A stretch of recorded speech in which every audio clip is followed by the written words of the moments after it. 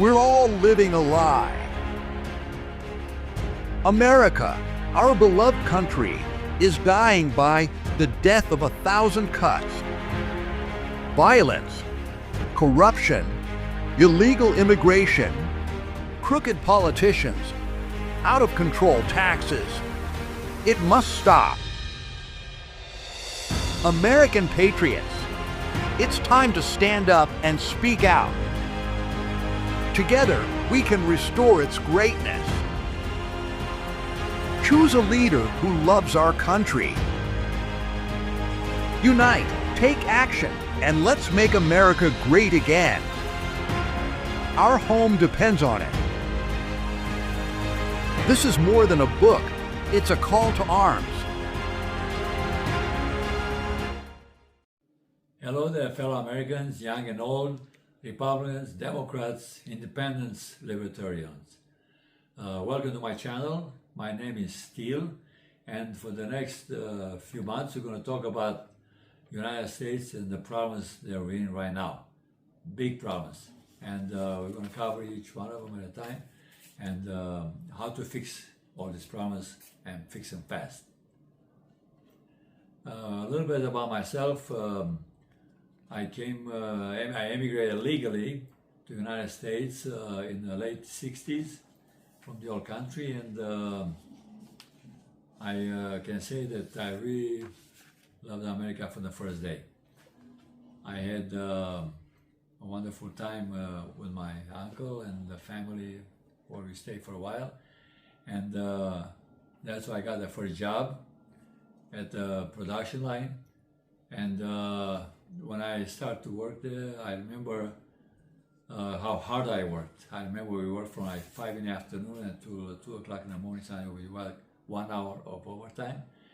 And one night, before I came here in the old country, they were telling us how cruel it is to be in America, how you work like a slave, and blah, blah, blah.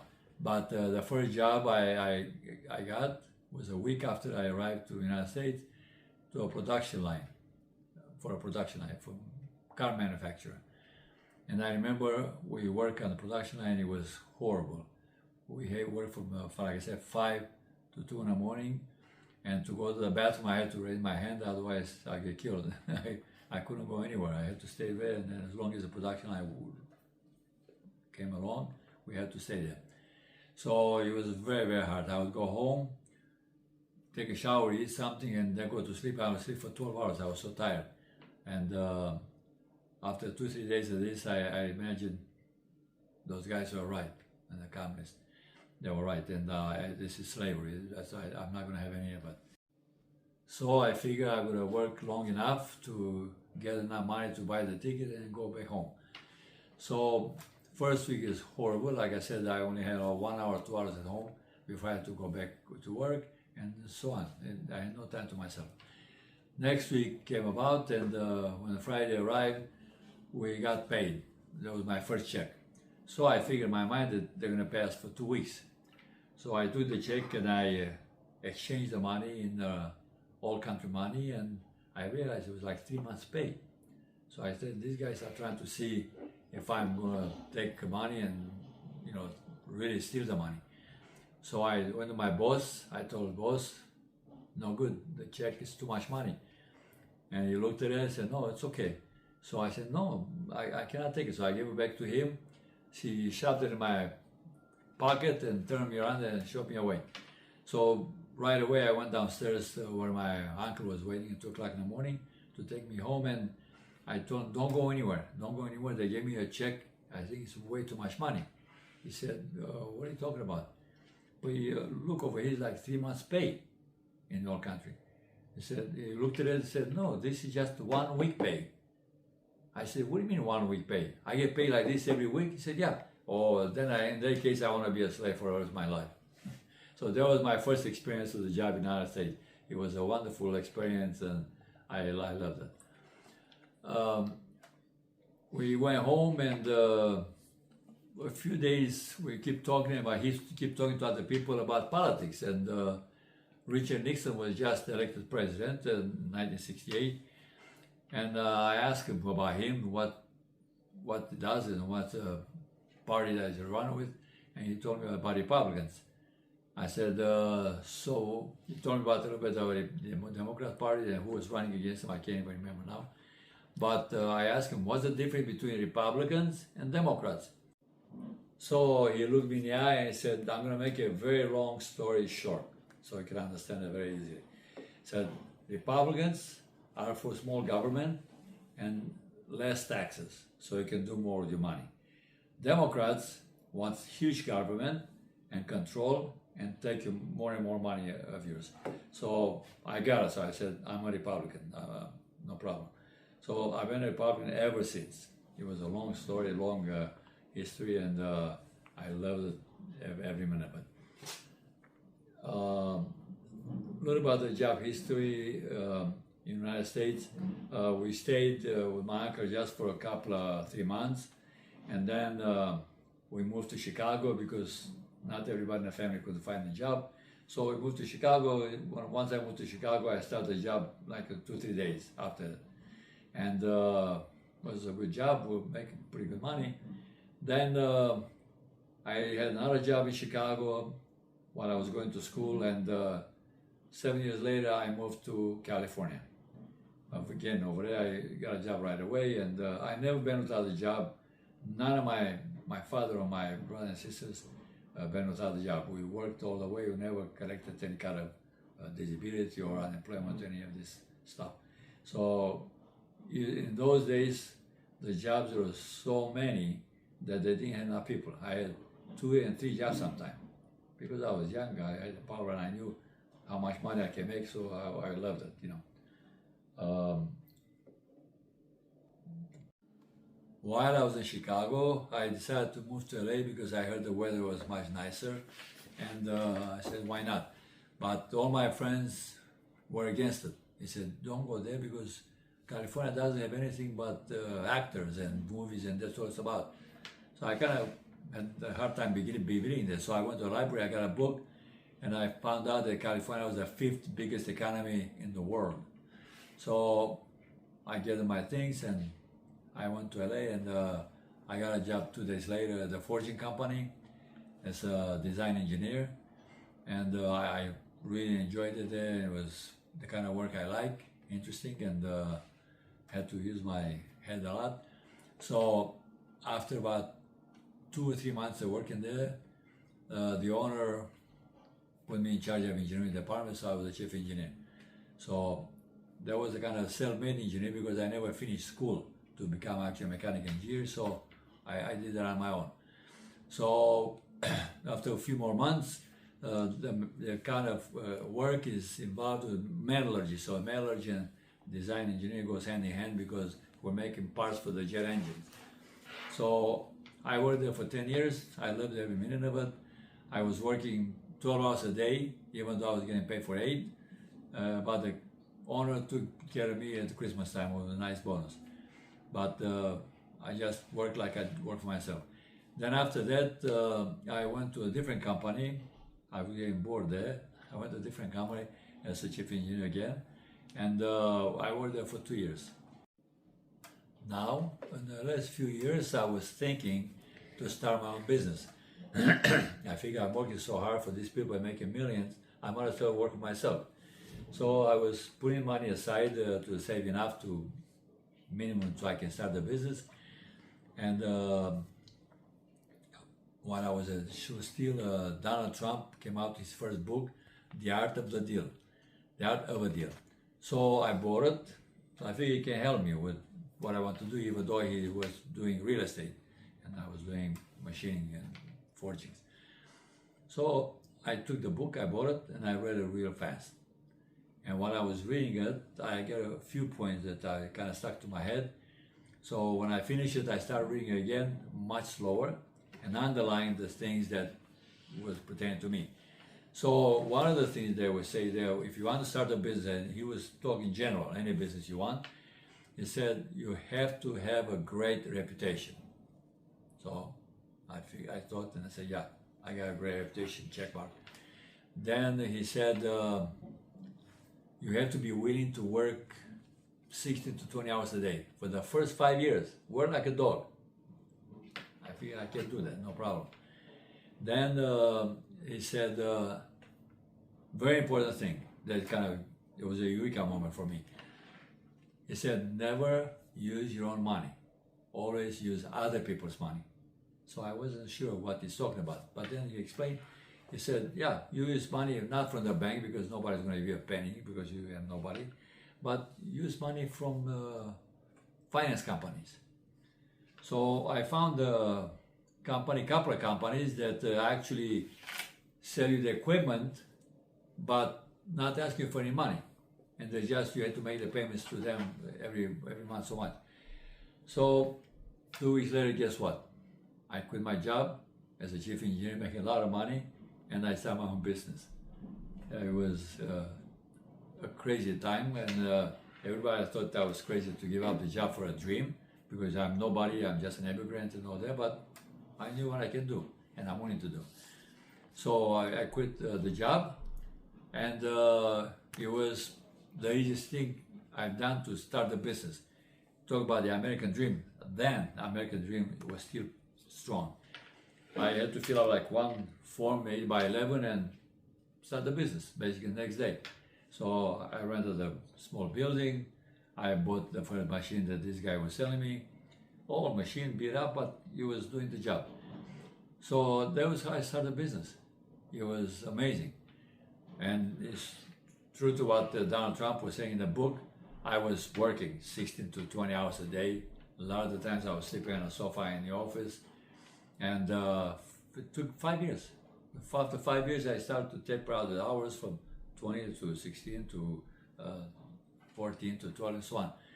It was work hard. Every morning I would spend time with my customers and talking about the reputation. My very first customer was my last employer. I went to him, I told him what I want to do, and he said, no way. Here's a piece of paper, write how much you want to make, and I'll pay you. I said, no, I want to start my own business. So after going back and forth a few times, he said, okay, this is what you want to do, this is what you want to do, yeah. So I said, I would like you to be my first customer. He said, I'll be happy to do it. So he became my first customer. And a few months later, my second customer was the one before this employer, and he became my second customer. So first 5 years, that's the only 2 customers I had. But I would go in the morning to them, and they would give me that stuff to do, to design, or problems that they had with some of the forgings, and I would figure out and do all the work for them. And for that, they would give me to machine all the parts that I would design for the certain jobs. And it worked beautiful. I was happy, they were happy, and they needed me, I needed them. So it was wonderful. After 5 years, I had by now about 3 employees. After 5 years, 3 employees, and at night, so in the morning from 7 to 4, basically, I was in their business, my customer's business.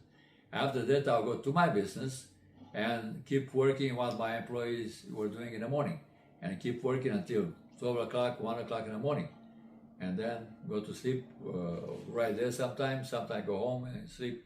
It was tough, man, it was so tough.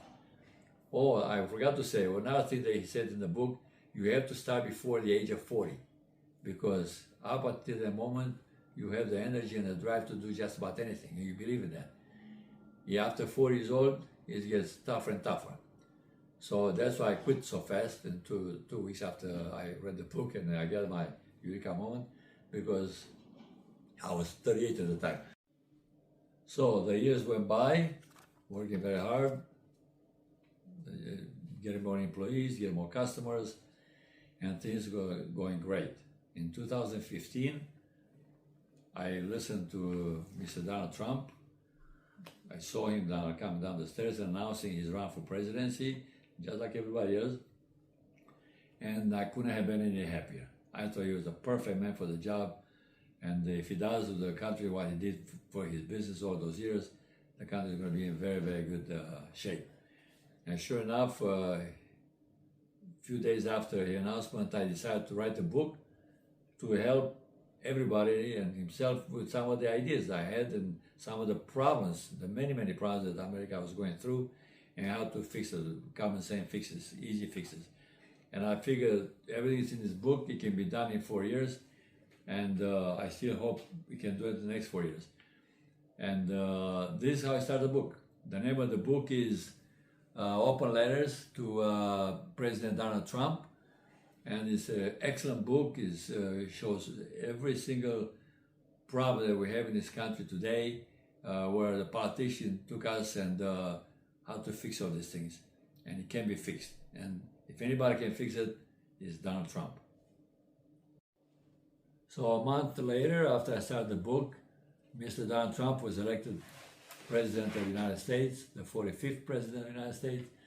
And following 4 years was a great time for my business, for the country, for everybody. I remember all those records he broke during the 4 years, economy-wise, peace all over the world, and many, many things he accomplished. So 400 different things. It's amazing. It was amazing presidency. And then he ran for the second term, and we all know what happened. He lost in magic ways. He lost really, and I was very, very, very angry. I was very angry because I couldn't figure out how the guy can lose after such 4 years, amazing years, all the records being broken, against a guy that never even get out to talk to people. It was shocking. But a week or 2 weeks later after that, I got over it, and I realized that that was the best thing that happened, absolutely the best thing, because shortly after he lost, many of the guys that were Trumpists, they came out and say how bad the job he did, what he did is wrong, and did is wrong, and everything. I couldn't believe it. It blew me away. William Barr quit to start checking into the election, so it was shocking, totally shocking. But I was very happy. I figured this way he learns what the snakes are, who the snakes are. And there were snakes, because they all pretended to love Trump, to do the right things for Trump. Even Nikki Haley, I thought that she will be forever indebted to Donald Trump, and she had nothing but bad things to do. All about it stepping in my back. So anyways, I hope for the best, and I knew that he's going to run again because he's not going to give up losing. So sure enough, he ran again, and he won again. And now, thanks to him and thanks God, he survived the assassination attempts, and we're on the way to the greatness, American greatness. And as you say, make America great. It's going to be America great and greater than ever. So this is the book. It's called Open Letter to President Donald Trump. And it's a great book, great read. And I'm really happy the way it came out. When it first came out, it was the best new selling book for the 2 or 3 weeks, I think, after it came out. It's so true. Did I scare you? No. Okay. Hello. I just wanted to pop in really quick and say, this is his first video. So it would really help us if you would subscribe. It would really help our channel, his channel, grow and reach its full potential. Also, yes, you're right. Press the like button if you like, obviously. Also, comment, please do, so we can know what he can talk about, and also please press the little bell, the little notification bell, so you can know each time his channel, he posts a new video. Thank you all so much. And to all the young people, to all the Gen Zs or Gen Alphas out there watching, please listen to him. Actually, to any generation watching, to any person, this is for everyone. Please listen to him. He has loads of advice, he has loads of experience, he knows exactly what's going on, and you might learn a thing or two. Correct. Thank you so much. Good luck, Daddy. And if you want to buy the book, yes, if you want to buy the book, which I hope you do, because it's the inspiration for all of this, please check out the link in the description below. It'll take you to Amazon and you can buy it there. You have the physical book, hardcover, like here. You have a paper cover, and you also have a Kindle version if you want. Good luck, Daddy. Awesome. Thank you very much. My youngest Cheers. daughter, my editor-in-chief, camera girl, and really great help. I couldn't do it without her. Keeps me going. So some of the chapters in the book are many. There are actually 39 chapters altogether. The very first chapter is about Donald Trump and Mr. Donald Trump and what he accomplished in the first 4 years. The last chapter is about President Ronald Reagan, another great president in the history of the United States. So these are some of the samples of the channels, the chapters, talking about agriculture and food. And this is a must learn and must listen to it, because it tells you basically how we're getting poisoned by the big corporations with food that's good for nothing. We eat, and that's why we're getting fatter and fatter, because the body wants to eat more, and the body wants more because the food we eat has no value whatsoever. So it's very important. It's about the education. It's not a critical chapter, because what's going on in the United States is totally criminal. What's going on with the kids from the poor neighborhoods and ghettos and whatever area, because they have no education, not whatsoever. These kids, they grow up and they don't know how to read and write. They go to school and all they do over there is just play around. They smoke, they take drugs, you name it. So very important thing. About politicians. We all know the politicians, they're not the politicians they used to be. Before, at the beginning of this country, most politicians were business people, doctors, people with education. They would come in and serve the people, serve the country for 1 or 2 terms, and then go back to their businesses. Now the politicians get elected and they never leave. Yeah, they'll never leave. So that's very clear. It has to change. We have to change that. Trade and economics. This is so amazing. We are $35 trillion in debt, and if you look at just the trade to China, that's $35 trillion over the last 20 years. Because why? We run a deficit of $500 billion or $600 billion a year on trade alone, and then they steal information, they steal licenses, they steal technology from the United States in every single field, worth about $500 billion a year too. So you talk about 1.2, 1.1, 1.2 trillion dollars a year. So over the last 20 years, you're talking 22, 23 trillion dollars. Out of the 35, you know where it came from. The rest of it came from Europe. Europe, the same way, they're not trading with us fairly. You cannot go in Europe and buy an American car. They don't allow it. There's no dealership of American cars. But we buy millions and millions of their cars with 10%. It's horrible. It's horrible. So this has got to stop. And Mr. Donald Trump is working on it right now, as a matter of fact. After health and health insurance. Our health in this country, we pay, of all the countries in the world, we pay the most for health insurance and health in itself. And we are less. Our mortality goes down every year. And some of these kids today, as parents, we're going to probably have to bury them because they're in horrible shape. They got to come up with cancer and all kinds of stuff. So health is very important, and we have the answer for that too. Social Security, also very important, not for the young people, but it's going to be important for them at one point in time. And we work for 40 years, 50 years in the United States. We pay tons and tons and tons of taxes. And when we retire, you know, what do we get? We get Social Security payment that we can't even pay for the rent, let alone for other things. Medication, you pay half of the Social Security payment in medication. I particularly take a medication once a month. I pay $800 a month. It's crazy. It's crazy. So if you don't have family to help you, you die. You die because you cannot afford this medication. So this is also another thing that Mr. Donald Trump is working on to get the prices down, because it's unsustainable. And we suffer a lot because of that. Taxes. That's what I'm saying. Every chapter is so important. We pay so much taxes. I wasn't even aware of it. I was a businessman and for many years, and I didn't realize how much tax we pay until I started researching. And we pay maybe 20-25 types of taxes. And if you look back at your life when you get to the Social Security time, you realize you only kept about 20% of your money. The rest of it went out to taxes and this and that, So it's got to stop. It's got to stop. We pay taxes, state taxes, and we pay federal taxes, and even federal taxes. If we look back in time, federal taxes are not legal. It's not legally taken, because up to the First World War, we didn't have federal taxes. So we have state taxes.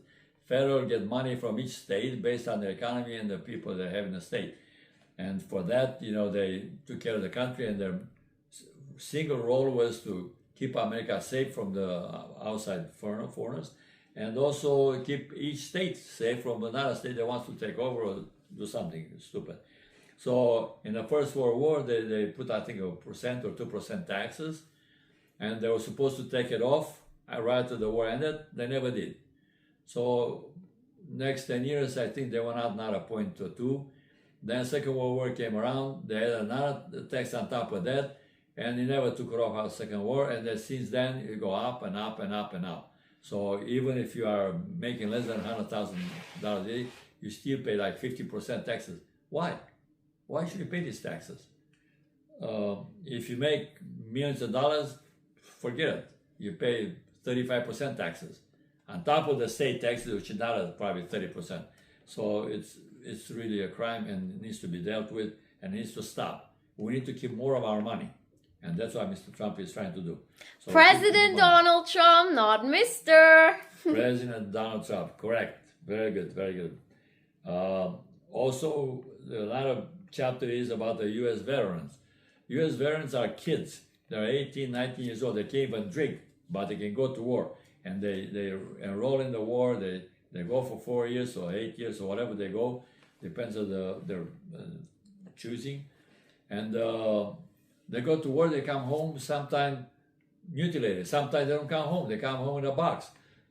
They get messed up in the head. They lose their limbs. And we treat them like dirt.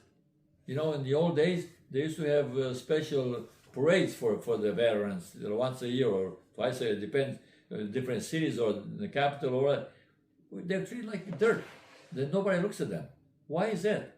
I mean, these are our American heroes. These are American heroes, no less a hero than the people that won the Second World War, because they fight wars that are not even ours.